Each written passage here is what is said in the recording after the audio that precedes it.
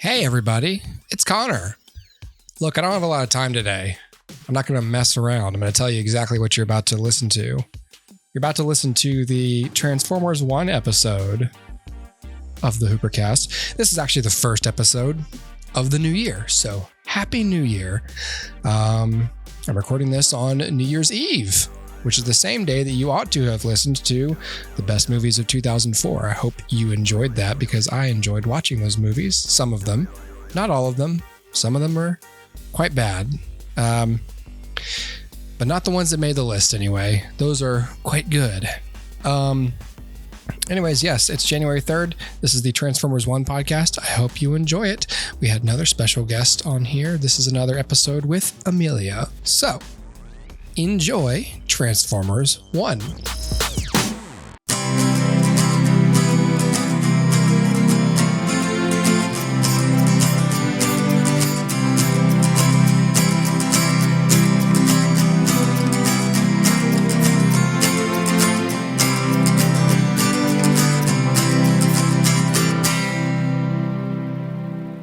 Okay, Dustin, let's talk about Transformers 1.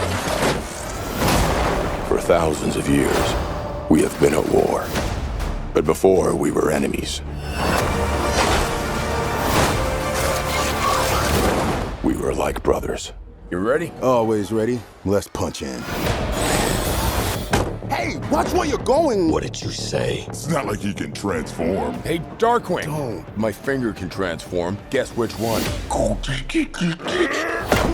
Allow me. I appreciate you having my back. No matter what. What is that? Sending location coordinates. Under attack! It's an SOS message from the surface. Fantastic! It's time to show them we are more than meets the eye. A cave with teeth. Nothing scary about that. Holy Primus. I see strength in you. Take these and access your full potential. We can transform now! How do we use these things? Come on! How you choose to use this power is up to you. We roll out. What? Louder. Transform and roll out! I want to help build a better world. Like you said, we can be so much more. Maybe it's just me, but he's different. Yeah, no, I picked up on that. I picked up on that too. What happened to my best friend?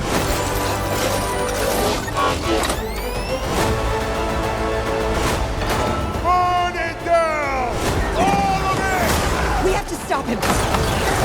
We could have built the future together. I don't think so.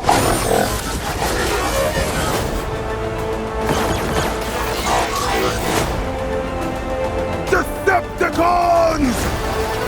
Rise up! Incoming! Come on!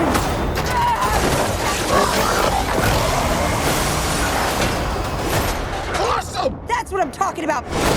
Now is the time for us to stand up. Together. As one.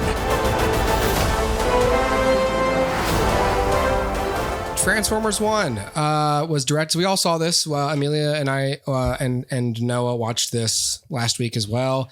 You saw this a bit ago, right? Yeah, it's been a month or so. So over a month, yeah. This is directed by Josh Cooley, who also directed Toy Story 4. So I was like, and written by Eric Pearson, Andrew Barrier, Gabriel Ferrari, based on the Transformers action figures. And so we've got a whole voice cast here: Chris Hemsworth, Brian Tyree Henry, Scarlett Johansson, Keegan-Michael Key. I laugh at Steve Buscemi because he's here for like a scene. Yeah, right. Lawrence Fishburne and John Hamm. Star-studded cast there. Yep. And so the movie it's animated, and it is a origin story of Optimus Prime and Megatron and a couple of the other Autobots on Cybertron before they kind of, or as they step into their identities as we know them. Yeah. So So yeah, Transformers 1 was just kind of the next step for Hasbro and for Paramount. Like, how do we continue to adapt these movies? And because, you know, we had the live action ones, and then Michael Bay is like, I don't want to direct those anymore. And so then we just started doing these other ones. And I don't know if they're still doing live action ones, or if they're branching out, or if they're going in a whole new direction. Right. Because you had like Bumblebee, and then you had The Rise of the Beasts, which was supposed to be like the same timeline as Bumblebee, but they're distinctly different from the Michael Bay movie timelines. Yep. Because they come to Earth at different times. So it's like, are we building to a new present day? And then they're like, I don't know. We're going to make this animated one though. Because the animated one was long in development. But anyway, it finally got made. And this is all I want them to do now. I just want them to make animated Transformers movies. I think this is the closest they've gotten to delivering on what the franchise can be. Yep. I really enjoyed the movie. I'll talk about this later. I don't like the casting for the most part, to be honest. Yep. That's my big issue with it. But as far as the action and the storyline, I was into it. I was all aboard for the story. I thought the action sequences were really great. As good or better than anything in any of the Bay movies. Probably better, to be honest. Sure. You know, sure. There's a sloppiness and an indulgence to even the best sequences in the Bay films. And that wasn't here. This was just some cool, thrilling stuff. So I would totally watch more of these. Sure. So I'll talk about what my gold standard is in a minute. But what did you think of this, Dustin? Yeah, I also enjoyed this. I think the way that I put it on Letterboxd was, if I had seen this as a kid, I would have been a lifelong fan of Transformers. As it is, I came to Transformers late, was never super impressed with the Michael Bay stuff. So I didn't really latch onto it there. It was watching some of the Gen 1 stuff with John in college, where I was like, oh, this is actually nice. Like I enjoy the story here, but too bad it's like stuffed in this, 80s action adventure series that's not holding up all the time. And then also, it's stuck in this Michael Bay goofiness. But this I enjoyed. I think that the first half, you kind of have to just suffer through a little bit, like especially the very beginning. But by the time the second half rolls around, it really feels like, oh, this is Transformers. And that first half feels a little too DreamWorksy, if that makes sense. Yeah. It's a little too much like, hey, buddy, we're going to do the thing now. We're going to hang out. I can't wait for the thing on Saturday. Yeah, exactly. That's all it is like, reference. And then by the end, it's, you will not get away with this. And I'm like, oh, this is what I wanted. Right. Cool. And so I really enjoyed that back half. I think it's really emotionally fulfilling. Like if you can latch onto the characters, even despite their zaniness in the first half, it's really going to carry you through. I didn't latch on until halfway through, but even still, when the big emotional moments happen, you do feel something. I mean, it earns its arc. And I enjoyed it. I think it's a good movie. It's not great because of that first half. Yeah. If they end up doing Transformers 1, 2, then I think that it because we'll be starting from a point where that progress has already been made, I think that stands the chance of being a really, truly great Transformers movie. Yeah. As it is, this is good, and that's fine. Because that's still miles above, for me, anything else we've seen. But I do agree with you. The voices are a problem. Part of the problem is that it's too recognizable. And I sit back going, oh, that's just Scarlett Johansson. Oh, that's just Chris Hemsworth. Yeah.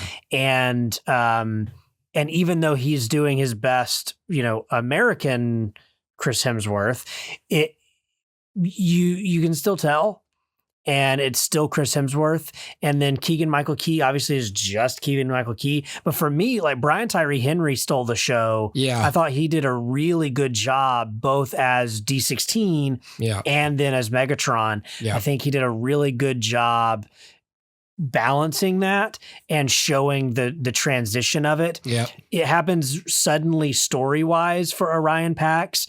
And so you don't get as much of that like gradual change that you do with Brian Tyree Henry, but it still is solid. And again, when we get to the point where we're seeing Optimus Prime, Chris Hemsworth is fine. It's all of that Orion Pax stuff where I was just like, I'm just listening to Chris Hemsworth. I'm just listening to Scarlett Johansson, just listening to Keegan-Michael Key. This is just Steve Buscemi. And then throughout, I'm like, this is just John Hamm. So like, as the film went on, it got better, but those voices were a problem, especially in that first half. As they settle in, as they become the more legacy versions of these characters, it gets better, but it's still pretty tough to watch that first half. Yeah, so this is supposed to be a trilogy of movies. They want this to be a trilogy, but then when it didn't meet its box office, Hasbro was like, well, we're not going to co-finance these anymore. So like you can keep making these, but you're going to do them without our seed money. Interesting. So the production designer was like, well, it's still possible to do more of these if there's enough demand from the Transformers fan base. And I think there will be. Sure. I mean, box office, I don't know. I feel like an idiot as I say this, but like box office isn't the only determinant of whether or not a movie is good. Of course, that's the only one that they're going to care about, the studio. But I mean, what was the budget for this? Streaming and home video sales will impact, but yeah, box office is the biggest contributor. So, maybe you spend less money and stop hiring star actors to voice in them. Like, I don't know, get Frank Welker. You know what I mean? Like, just the thing is, so I guess I'll talk about this now. Like, my gold standard for this IP is still Transformers Prime, the series. That series, and you saw that. I mean, we watched that. I loved it so Transformers much. Prime is so good. It's like 3 seasons. I don't even know where it is anymore. It was on Netflix Probably at Paramount. the time. Maybe. I don't even know, actually. Let me see. Transformers. Because if it is on Paramount, I am. It's on Tubi. What's Tubi? But it's also on Netflix. Wow. Oh, interesting. Is this a Netflix show? Really? Hold on a second. I hope we get Netflix. I hope we get a 3-month subscription for Netflix again, because I'm gonna binge watch that series. Well, the thing is, I have these DVDs on like my wish list on Amazon. I'm like this close to buying them because I don't want to hop around whatever network they're on. But I love Transformers Prime because it is most of what we like about this. There's scale. There's more story going on, obviously, because it's long form. Yeah. There is still some like, blah, blah, blah of the week. Like, now we're doing this thing, and there are human characters. It does take place on Earth. And so there is a little bit of, and that's not bad though. It's balanced pretty well in the show. And the best part is you've got the original cast. You've got Peter Cullen. You have Frank Welker. You've got Starscream. You got a really good cast of voice actors. And the only thing that Transformers Prime lacks, as time will show, is like production value, perhaps. But that's secondary to good storytelling and good performances. Even though that's missing, I would still rather see another one of these than another Michael Bay film, because while those deliver on like spectacle and, sometimes the voice cast, there's so much other dead weight that even on the ones that aren't directed by him, they're clearly either still influenced by him or they're influenced by the taste, then the style that he established. And so the studio, I feel like, because I don't think like whoever directed Rise of the Beast, I think that was like, is that Stephen Caple Jr.? Who did that? It was Stephen Caple Jr. Okay. I don't think that guy and Michael Bay share an aesthetic. You know what I mean? Sure. I think that's Paramount saying, make it look like this. So that is what they're interested in for the live action movies, period. Yeah. So if I'm going to get more of what I want out of this, I'm for this. But I want them to do better with they're still doing very studio-y stuff, which is these actors, and I'm guaranteeing that's what the budget was all about. But like the visual storytelling here and the ability to scale this. Like, you know how many of these you could do just taking the live action element out of it? Like, you know, you don't have to get locations. You don't have to shoot. It's just, I mean, I don't want to say you just animate it. It's not easy, but like, it's a lot easier for there to not be unexpected delays in production or things that show in a long running franchise, namely the age of your stars. When you animate, you can recast easier. Like, it's just a whole lot less riding on any one thing. You know what I mean? Yep. So I would watch 2 more of these, but I this is all coming back around to, you said like, I would like them in a second film to build on this maturity that the characters have attained so that we can start at a much more, at a better place with the characters. And it's not so DreamWorksy. And I was thinking the same thing. Like I was picturing it like, okay, the second movie, it's going to start like we're just taking care of business on Cybertron, running Cybertron. And the first thing I thought of was Bumblebee making some joke about something that's happening, and Optimus saying like, "Oh, that's cool. You should give it, something." Like, not saying he wouldn't be saying, "Well, keep it over there." Like he'd still. And then it dawned on me, like, they'll just reset him. He'll be goofy Optimus again. He won't be all the way full blown like little, teenager like Orion Pax. Yeah. But I have a feeling he's not going to talk the way he did when the credits rolled in this film. Yeah, especially if Josh Cooley doesn't return, if the writers change, like that will probably happen. At the very least, even if they keep him, the people around him will regress so that they can be as cartoony as possible. Well, and so their arcs are a lot more visible.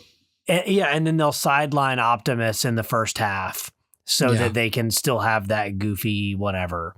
And it'll be like Optimus sending B and whoever else on a mission. And then it'll be, we get the goofy stuff. And then they come back to where Optimus is. And now we're in a war mode. But I don't mind the idea of Transformers being set on Earth. And I don't mind the idea of there being humans in the mix, as long as the humans are not insufferable.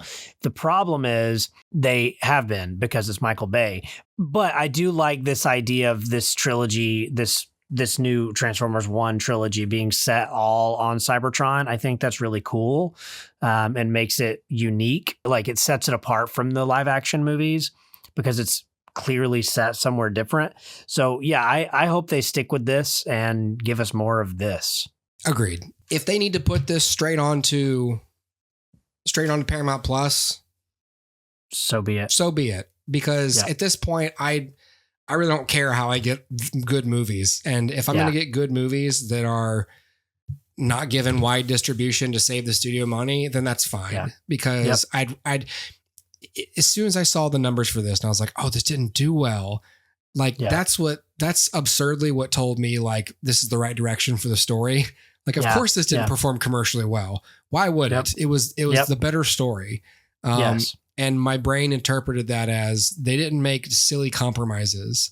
And even though they did, but overall, this is, I don't know what you call like the best Transformers film. You know what I mean? Like, yeah. But this is up there just because it's not so much like this is the best film that I enjoyed the most. It's more like, this is what they need to be. Like, I want to make an example out of this movie. Like, please do more of this, please. Yes.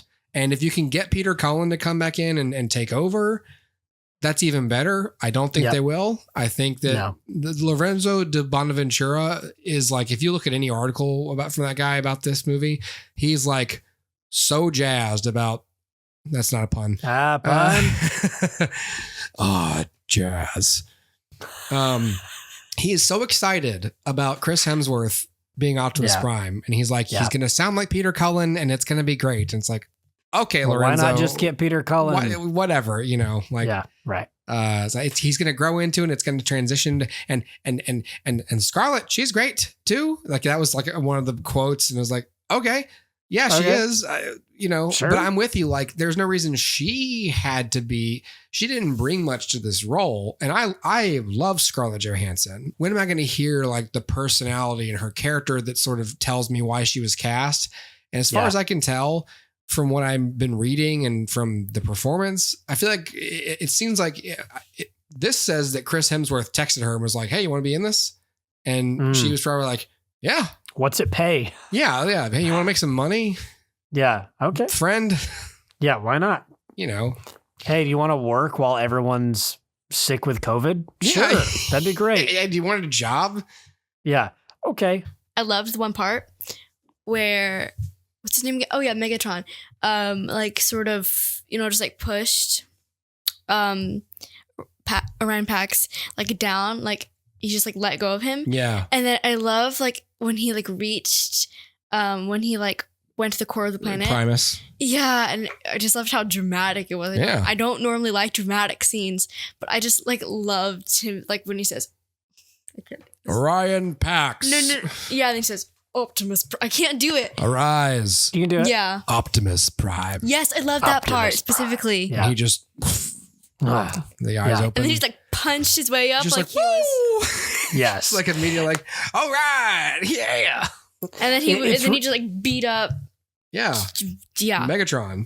What's his face? Yeah. Yeah. It's really emotionally effective too. That it's accidental that Optimus goes over the edge. Yeah. And you can see Megatron try to like that internal struggle of, do I save my friend? Yeah. Or do I not? Or do I let my enemy die? And then he was like, in his eyes, he'd close his eyes, like everyone does when their eyes turn color, and he's like, Yep. I'm done saving you. Yeah, it was really effective, and that's just the kind of stuff they would never do. They would never do that in the live action films or anything, that they wouldn't think to.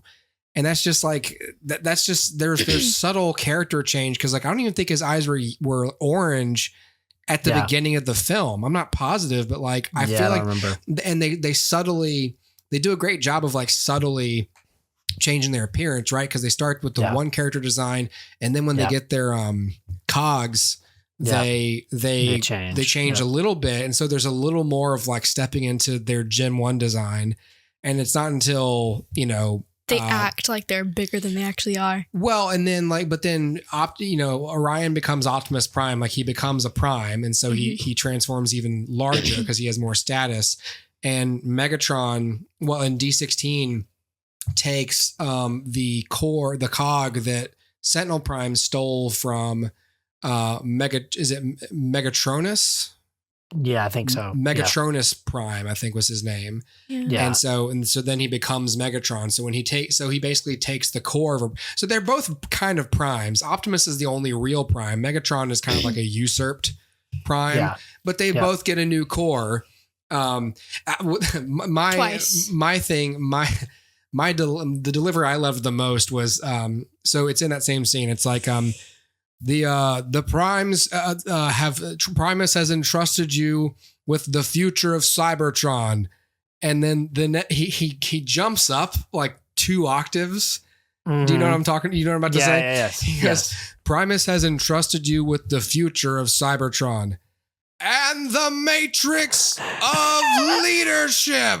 I felt like I was at a wrestling match. Like, yes. Let's get ready to rumble. Yes. It's like, and wait, and the matrix of leadership. Yep. Woo! That must have been Lawrence Fishburne's last day. Like, just do one more, and he's like halfway out the door. And the Matrix. Yes. I think you like this scene too, when D16 sort of like ripped up Sentinel. He's like, yeah, I like when D16. We're in spoilers now. D16 murders Sentinel in front of everybody. Yes. Sentinel is like, please don't. He's like, we could rule together, and he's like, nope. And then he's like, I'm going to murder you. And he's like, please don't. And he's like crawling away in slow motion. And Megatron's like, where are you going?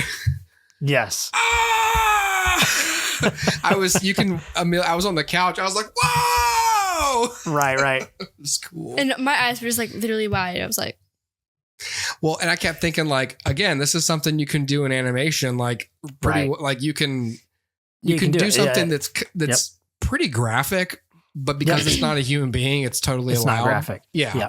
But it's really morbid. He's ripping this man in half. No. You can edit this comment out, but I always sensed that Sentinel was sort of a bad guy because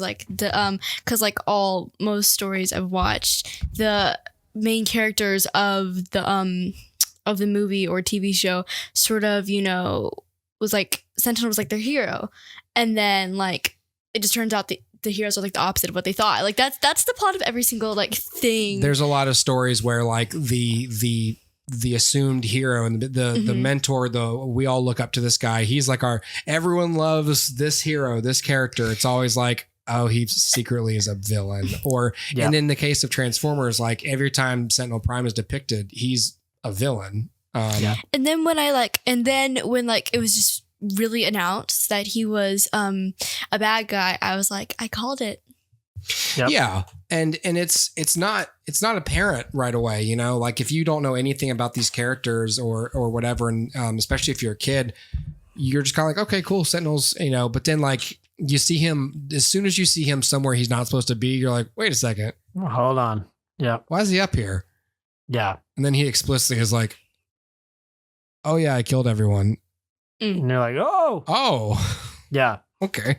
I knew I recognized the name Sentinel Prime, but there was nothing in my brain connecting it to any information. I kept thinking about Dark of the Moon. Like soon as